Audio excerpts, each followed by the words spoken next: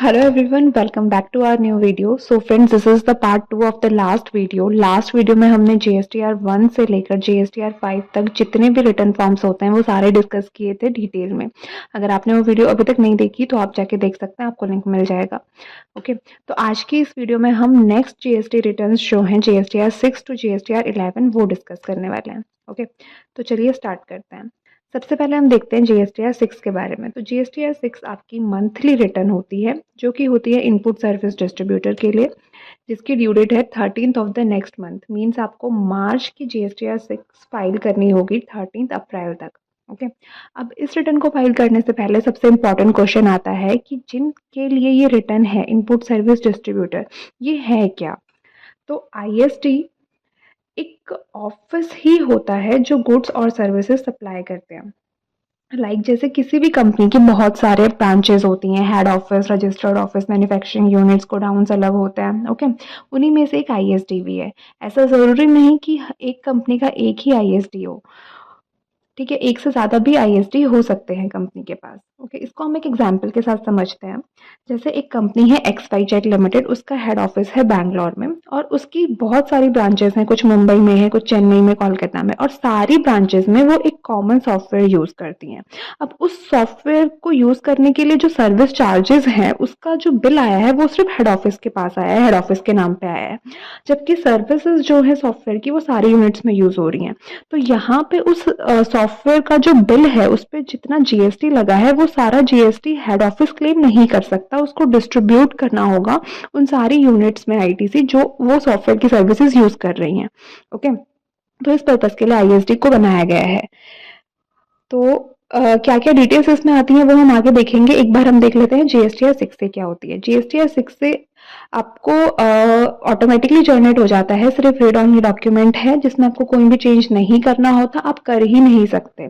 जैसे ही आपका supplier of services जो है जिससे आपने सर्विसेज खरीदी हैं वो अपनी GSTR 1 फाइल कर देगा, वैसे ही आपका GSTR 6 से में रिफ्लेक्ट होने लगेगा वो। ओके, और उसके बाद हम देखते हैं GSTR 6 में आपने जितना ITC रिसीव किया है एज एन ISD वो आपको वहां पे दिखेगा, और आपने जिस तरीके से वो डिस्ट्रीब्यूट किया है अपनी बाकी यूनिट्स में जिन्होंने कंप्यूटर सॉफ्टवेयर की सर्विसेज ली हैं वो आपको डिस्ट्रीब्यूशन वहां पे दिखेगा। ओके, उसके बाद देखते हैं GSTR 7 जो कि मंथली रिटर्न है, जो कि होती है उन लोगों के लिए जिनको TDS अंडर GST डिडक्ट करना होता है, जिसकी ड्यू डेट है 10th of the next month. Means आपको मार्च की GSTR 7 10th अप्रैल तक फाइल करनी होगी।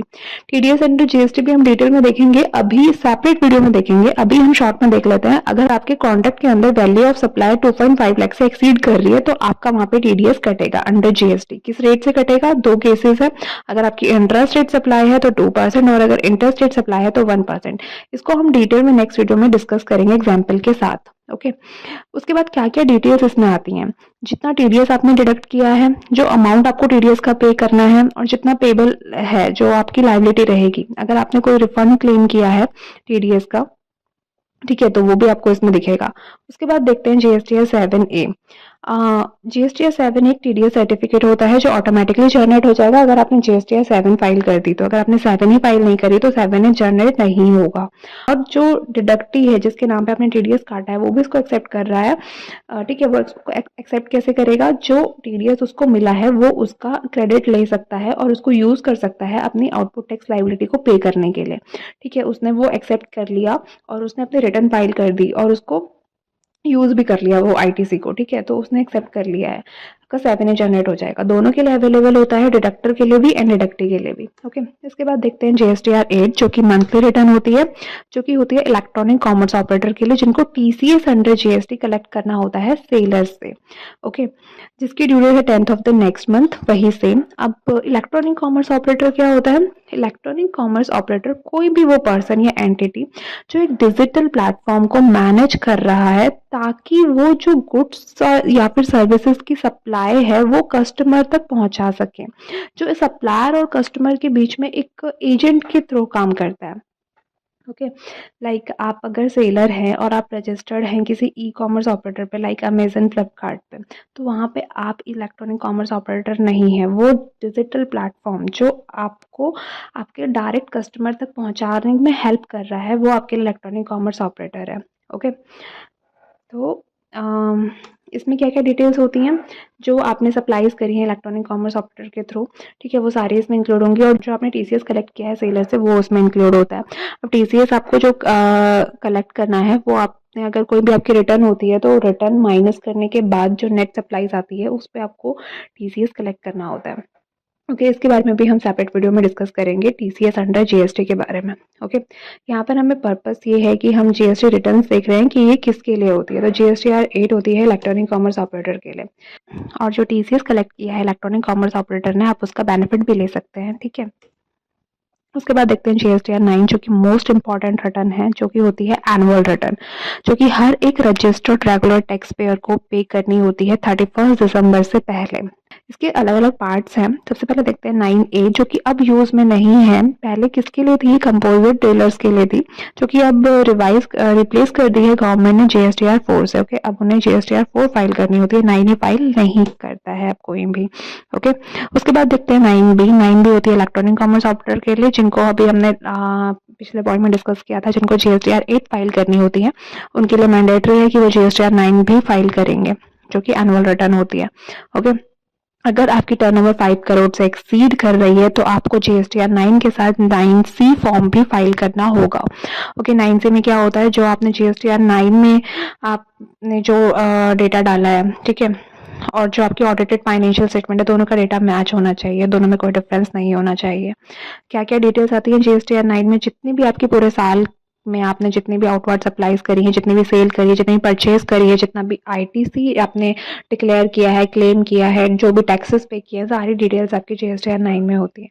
ओके, जिसकी ड्यू डेट है 31 दिसंबर of the relevant financial year. Means अगर हम बात करें फाइनेंशियल ईयर 2023-24 की, इसकी ड्यू डेट होगी 31 दिसंबर 24। ओके, उसके बाद देखते हैं जीएसटीआर 10, जिसको बोला जाता है फाइनल रिटर्न। इसको फाइनल रिटर्न क्यों बोला जाता है? क्योंकि ये उन पर्सन्स के लिए होती है जिनका जीएसटी रजिस्ट्रेशन कैंसिल हो गया है, जिन्होंने खुद सरेंडर कर दिया है, उनके लिए मस्ट है कि वो जीएसटीआर 10 भी फाइल करेंगे। ओके, जिसकी ड्यू डेट क्या होती है? Within 3 month from the date of cancellation और the date of cancellation order whichever is letter.